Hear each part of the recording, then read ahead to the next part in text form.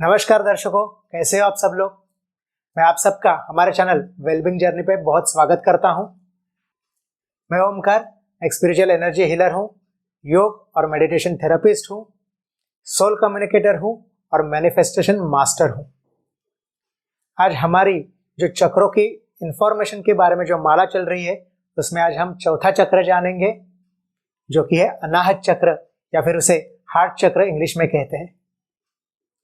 जैसे इंग्लिश में रिप्रेजेंट हो रहा है हार्ट चक्र, तो उसका स्थान भी आपके हार्ट के बाजू में बीचों बीच, जहां पे आपकी स्पाइन है, वहां पे है। इसका रंग जो है वो प्लीजेंट ग्रीन, यानी कि आनंद देने वाला जो हरा रंग होता है, जो नेचर का रंग होता है, वो रंग इस चक्र का होता है। इस चक्र की 12 पंखुड़ियां होती है और इस चक्र के जो देवता है वो हमारे प्रिय शिव जी है। तो आइए बढ़ते हैं इस वीडियो में और इंफॉर्मेशन की तरफ। इसका कार्य क्या है, इसका इम्बैलेंस हो जाए तो क्या हो सकता है, इसका बैलेंस आपको किस तरह से फायदेमंद रह सकता है, इसके बारे में जानते हैं। तो अनाहत चक्र जो है वो एक शक्ति केंद्र है। यहाँ से बहुत सारे जीवन के आयाम आप पा सकते हो।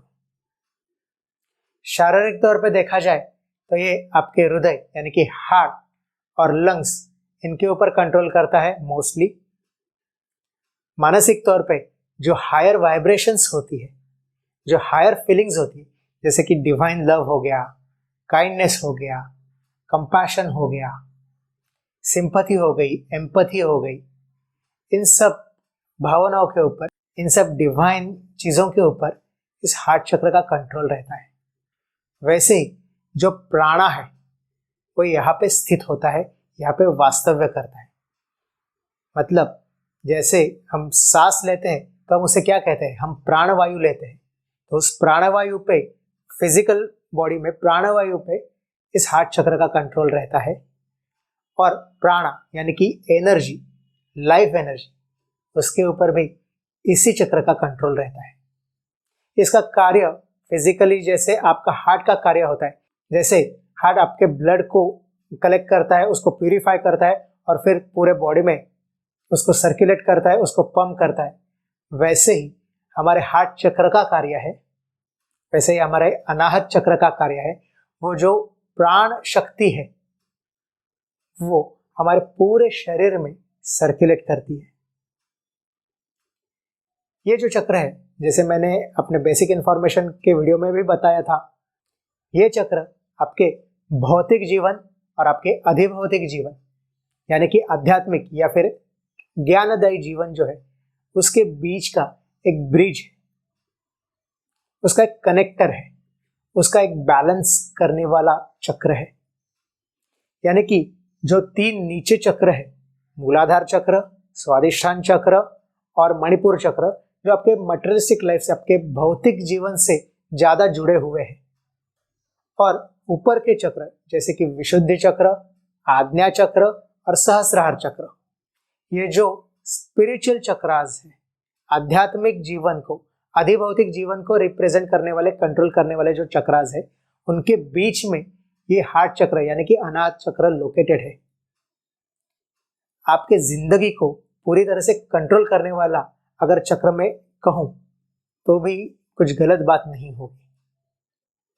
ये आपके भौतिक और अधिभौतिक जीवन में बैलेंस रखता है।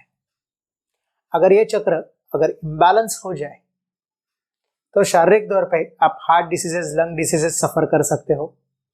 मानसिक तौर पे अगर ये इम्बैलेंस हो जाए तो या तो आप बहुत रूड, बहुत क्रूएल हो सकते हो, या फिर पूरी तरह से निस्वार्थ हो सकते हो, अपनी जो मटेरियलिस्टिक लाइफ है उससे पूरी तरह से डिटैच हो सकते हो। तो अगर आपको एक अच्छी अधिभौतिक और भौतिक जिंदगी जीनी है तो इस चक्र का बैलेंस होना बहुत ज्यादा जरूरी है। इसके लिए इसको बैलेंस करने के लिए आप इसका जो बीज मंत्र है यम, इसका केंद्र का जो बीज मंत्र है यम, उसका उच्चारण कर सकते हैं। या फिर शिव जी का जो मंत्र है ओम नमः शिवाय।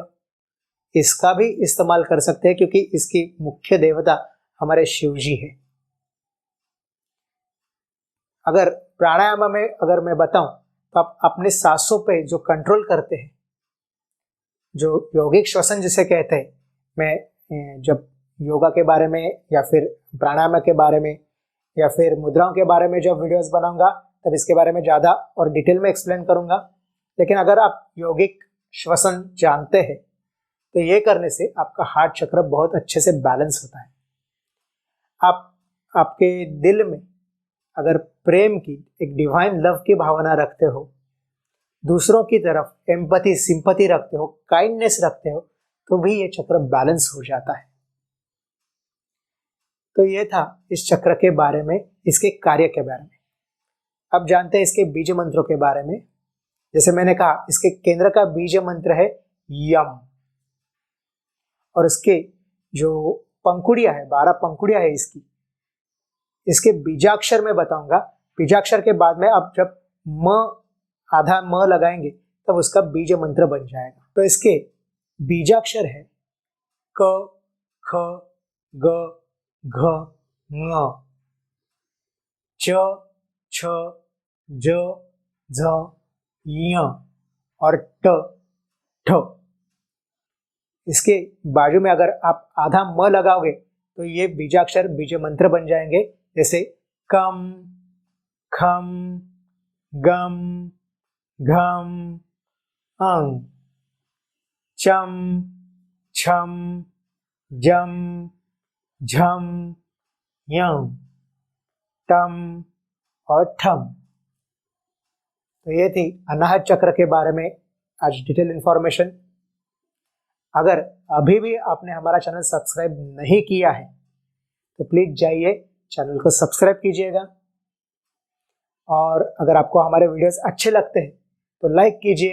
अगर आपको इन चक्रों के बारे में, योग के बारे में, मैनिफेस्टेशन के बारे में, मुद्राओं के बारे में, स्पिरिचुअलिटी के बारे में और कुछ जानना है, कुछ पूछना है, आप कुछ टॉपिक्स और इंफॉर्मेटिव चाहते हो तो हमें कमेंट करके भी बताइएगा।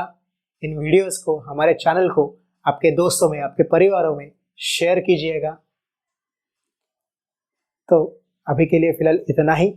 अगले वीडियो में हम जानेंगे विशुद्धि चक्र के बारे में और बचे हुए आज्ञा चक्र और सहस्त्रार चक्र के बारे में। तब तक के लिए आपका विदा लेता हूँ। धन्यवाद।